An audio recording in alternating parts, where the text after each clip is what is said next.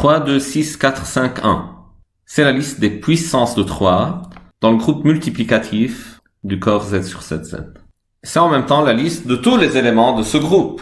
Déjà, c'est un groupe parce que 7 est un nombre premier. Les éléments de ce groupe sont 1, 2, 3, 4, 5 et 6. Donc, il y a un élément du groupe Z sur 7Z étoile dont la liste des puissances, c'est tous les éléments du groupe. Et donc, on dit que le groupe est cyclique. Et c'est le résultat qu'on va démontrer ici. Le groupe multiplicatif d'un corps fini est toujours cyclique. Et un corps, pour nous, c'est un corps toujours commutatif. Si vous essayez la liste des puissances de 2, ça aurait donné 2 à la puissance 1, qui est 2. 2 au carré, c'est égal à 4. 2 au cube, c'est égal à 8, qui est égal à 1. Donc 2 au cube, c'est 1. Et 2 à la puissance 4, c'est alors 2 fois 1, c'est 2. Et donc la liste des puissances continue 2, 4, 1, 2, 4, 1, et voilà. La liste des puissances, c'est 1, 2 et 4, c'est pas tous les éléments. Donc 2 n'engendre pas le groupe multiplicatif du corps Z sur 7Z. Ça marche avec n'importe quel corps fini. Donc si j'essaie Z sur 5Z, je peux alors essayer les puissances de 2. Donc je prends 2 à la puissance 1, c'est 2. Fois 2, c'est 4. Fois 2, c'est 8, qui est 3 modulo 5. Fois 2, c'est 6, qui est 1 modulo 5. Et voilà, c'est la liste de toutes les puissances de 2. Et c'est exactement l'ensemble des éléments de ce groupe-là, qui sont 1, 2, 3 et 4. Donc tous les éléments de Z sur 5Z qui sont non nuls. Vous pouvez essayer facilement aussi que Z sur 11Z, le groupe Z sur 11Z étoile avec la multiplication, est aussi engendré par la classe de 2 modulo 11. Et c'est un théorème qui marche, on va le démontrer, non pas seulement pour les corps de la forme Z sur PZ avec P premier, mais aussi il y a des corps finis qui ne sont pas de cette forme-là. Les groupes multiplicatifs de ces corps sont toujours cycliques. Donc ce résultat, c'est une démonstration de l'existence d'éléments primitifs dans le cadre des corps finis.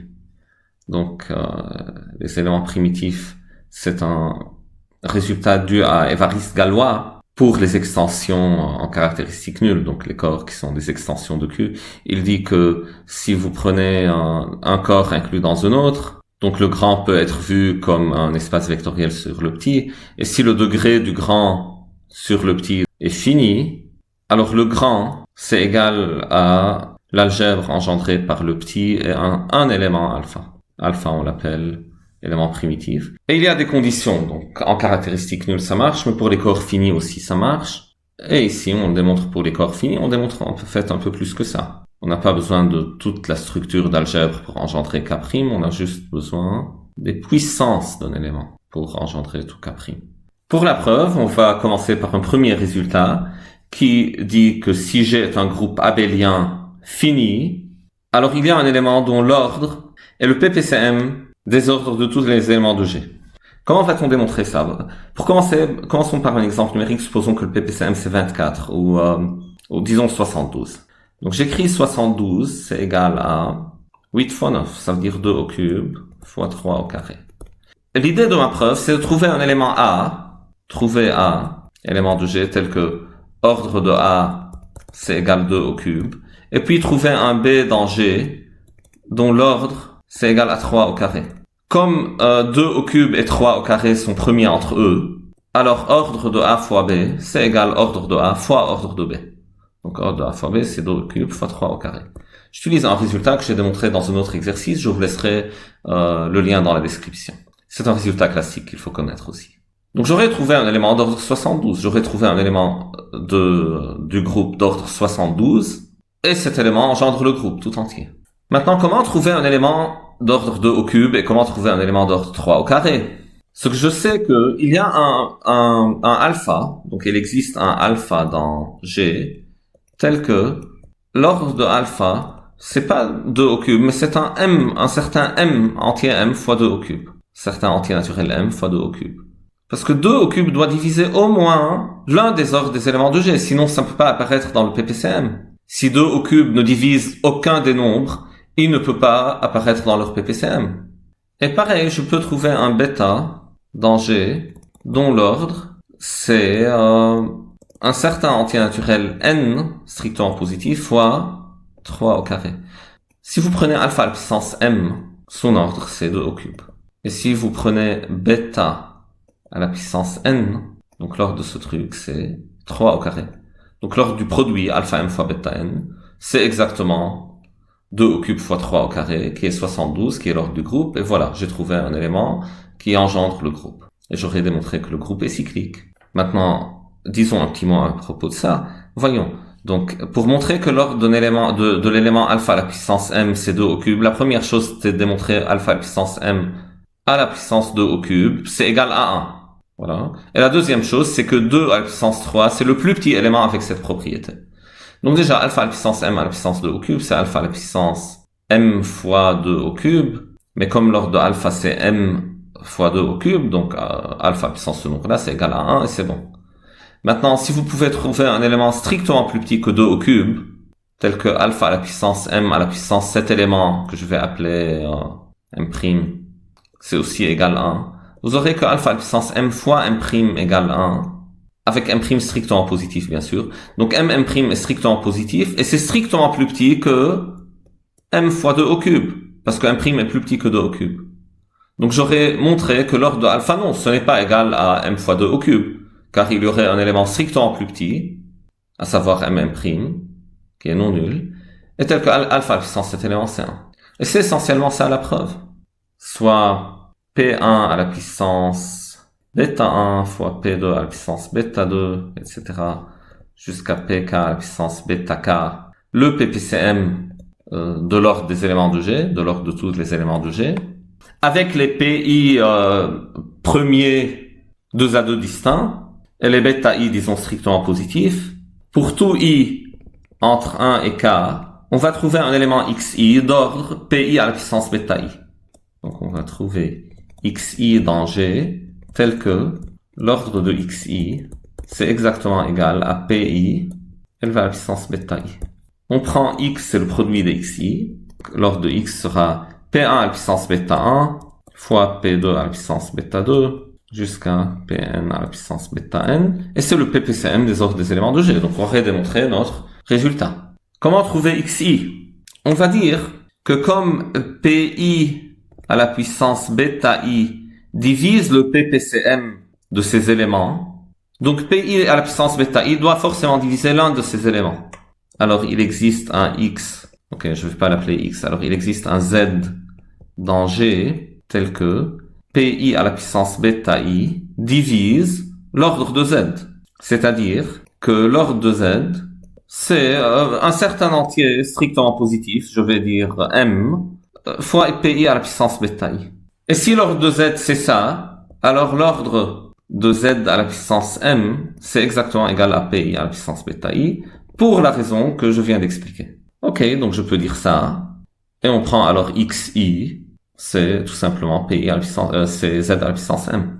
Je peux le faire pour tous les i entre 1 et n, et j'aurais trouvé, pour tout i, un élément xi de G, dont l'ordre, c'est exactement égal à pi à la puissance bêta i. Et maintenant, si je prends x, le produit de xi, l'ordre de x, c'est le produit des ordres, encore une fois, parce que les ordres des éléments sont 2 à 2 premiers entre eux. Bien sûr, parce qu'on est aussi dans un groupe abélien. C'est là que j'utilise en fait que le groupe est abélien. Si le groupe n'est pas abélien, vous pouvez avoir un élément x d'ordre 2, un élément y d'ordre 3, alors que l'ordre de xy, c'est n'importe quoi, ça peut être infini. Voilà, on a résolu la première question. Deuxième question, alors, soit K un corps commutatif fini, montrer que le groupe multiplicatif de K est cyclique. C'est-à-dire qu'il y a un élément dont la suite des puissances donne tous les éléments non nuls de ce corps-là.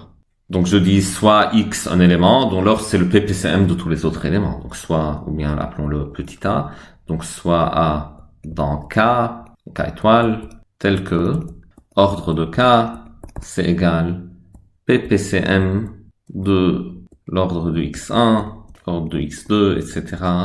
Ou les xi, les xi sont les éléments de K étoile. Le ppcm de tous ces nombres-là.